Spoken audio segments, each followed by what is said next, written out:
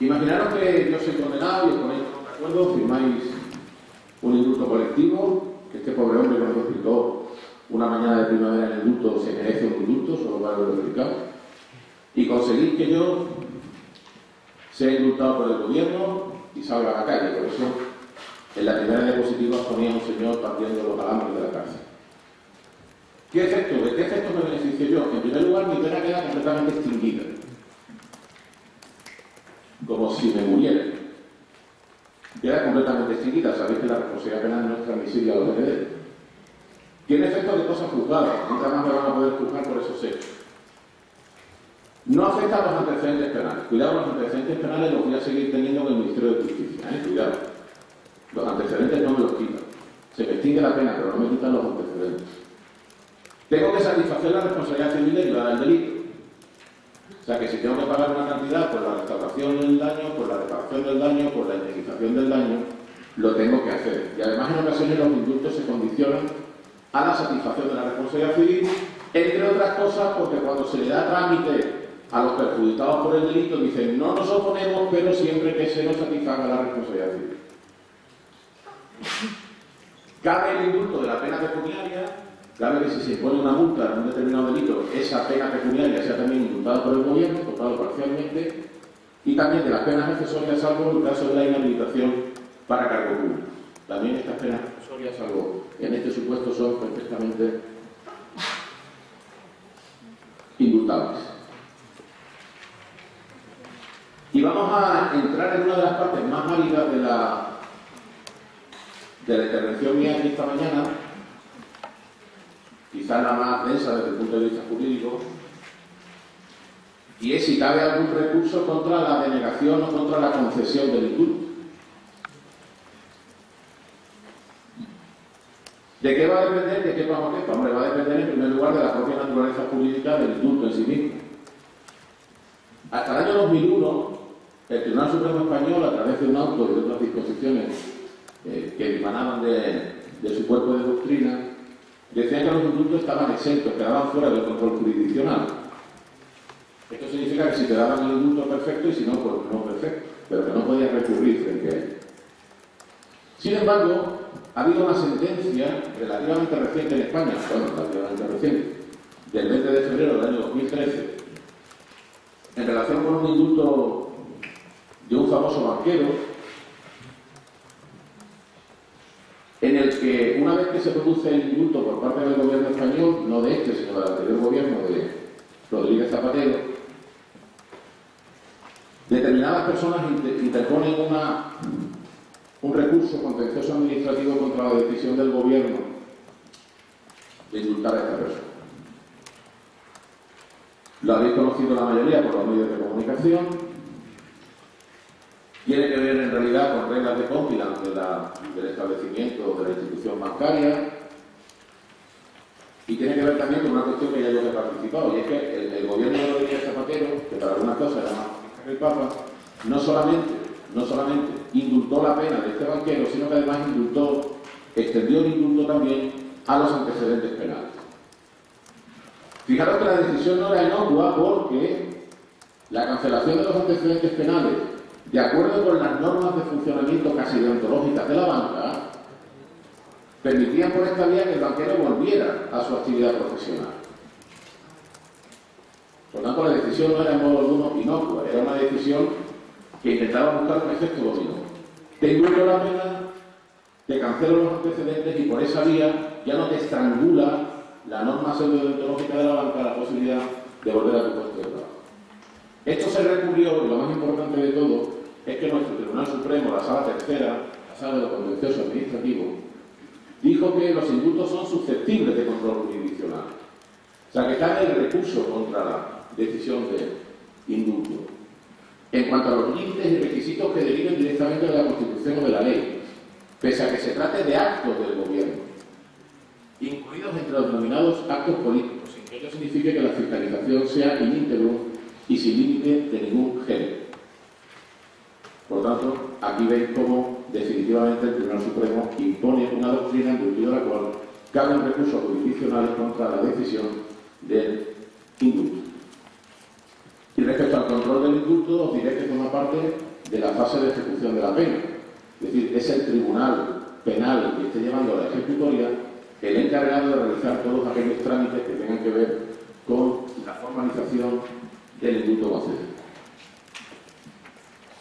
Y ya por último, no sé cómo voy de tiempo, querido Ángel, ya por último, para que luego si queréis no tenéis alguna duda, me podáis preguntar lo que os parezca bien, tenemos aquí, como última diapositiva, 4 casos de indulto que han sido polémicos por distintas razones. El primero es el caso de Tani. Tani era una mujer víctima de violencia de género, que normalmente casi a diario era lesionada, era vejada y era maltratada por su pareja. Y una noche, una madrugada, cuando llegó su marido, presumiendo que venía bajo la influencia del alcohol y de las drogas, antes de que le atacara, con una legítima defensa putativa, es decir, en el entendido que iba a ser atacada, pero no con la certeza de que iba a ser atacada, le dio muerte. Es verdad que tanto la Audiencia Provincial de Madrid como el Tribunal Supremo le condenaron por un delito de homicidio. Fue ratificada la sentencia por el Tribunal Supremo y a través de un indulto que solicitó una cantante o algo así de un grupo que se llamaba Amistades Peligrosas, se consiguió lograr el indulto de Tani. Y esto, pues, lógicamente, generó mucha discusión acerca de los indultos de delitos de sangre, lo políticamente correcto, lo políticamente incorrecto, en un momento en el que la violencia de género pues, era una especie de turbina jurídica que se llevaba casi todo por delante.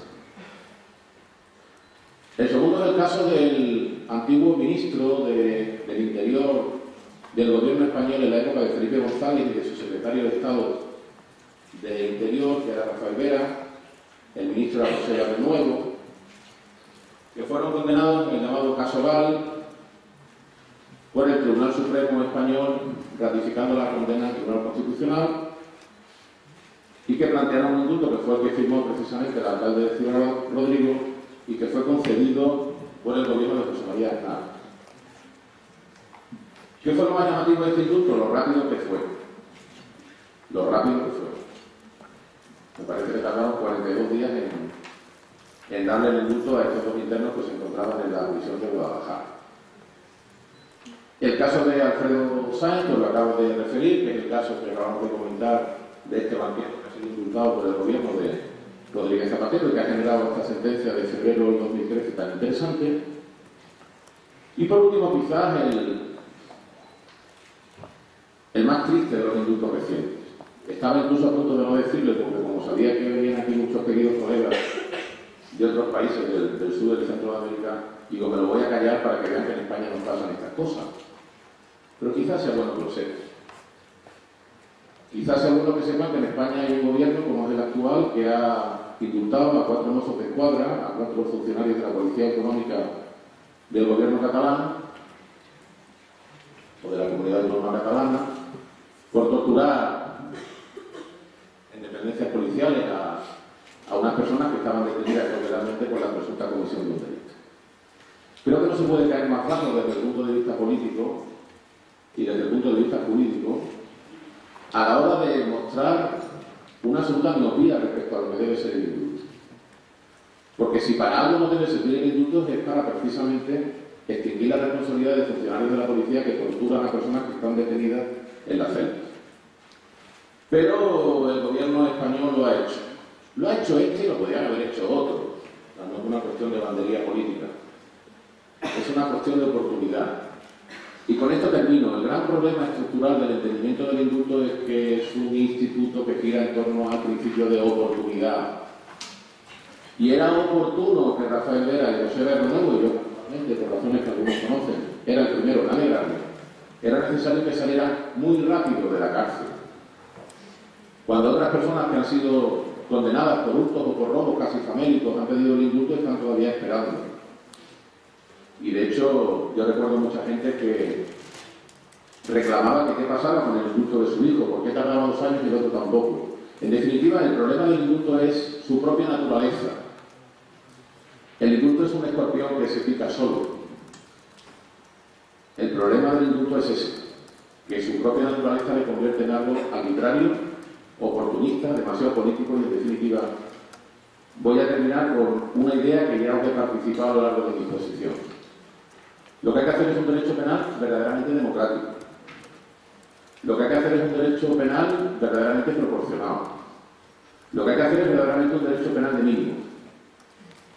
Una reglamentación penitenciaria humana, humanista, democrática y progresista. Y solo si al final de eso, cada 4 o 5 años hay que conceder un indulto por razones muy concretas, llegaremos a la razonable conclusión de que el indulto no es, como hasta ahora, una cataplasma, un remedio casero para poner y taponar solución a la fisura que el ordenamiento criminal tiene ahora mismo en este Estado español nuestro que seguimos llamando democrático y de derecho. Y muchas gracias a todos.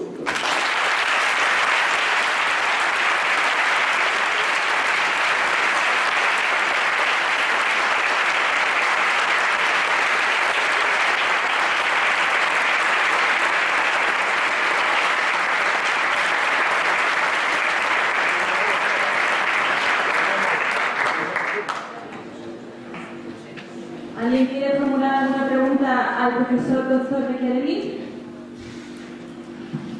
Sí.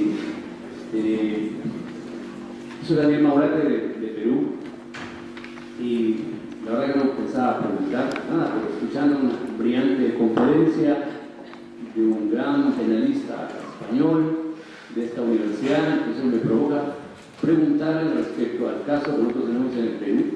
Hoy la agenda política de Perú es el indulto de Fujimori, ¿no?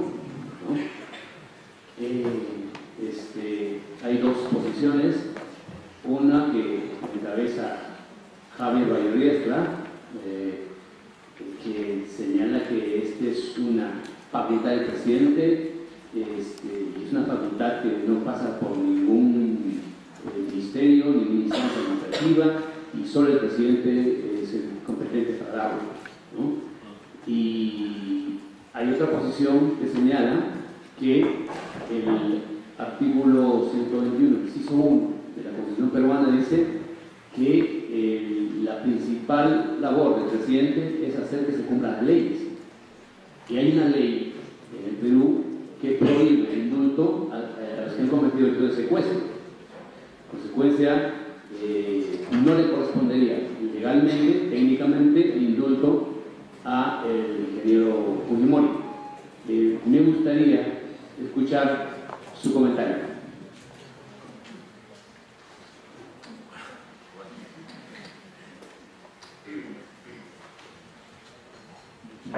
Gracias a usted. Eso nos hace volver sobre la idea de o focalizar o centrar el objeto de estudio en lo que podríamos llamar los indultos políticos.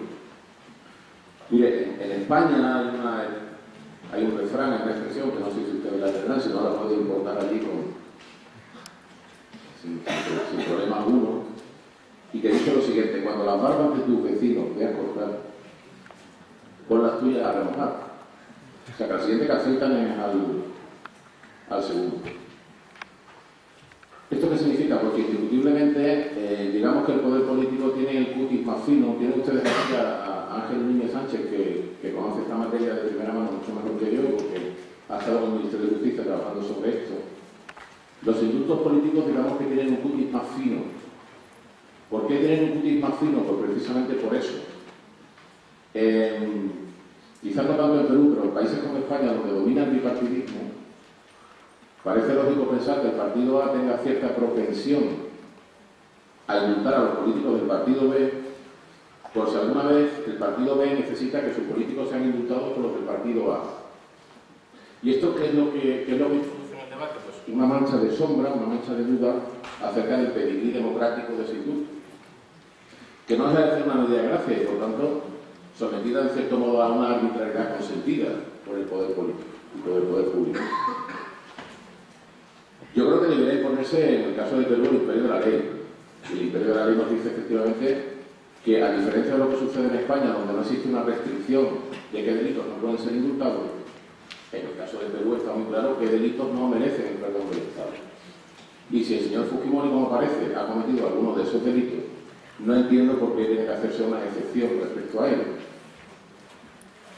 Lo que pasa es que hablar hoy en España de excepciones, de procedimientos judiciales, de personas muy subrayadas o de personas que tienen mucho que ver con la jefatura del Estado o con la jefatura del Gobierno, digamos que es una mina que prefiero no pisar, porque todavía tenemos la herida muy reciente, es de ellos. ¿Alguna otra pregunta? ¿Otra injuria?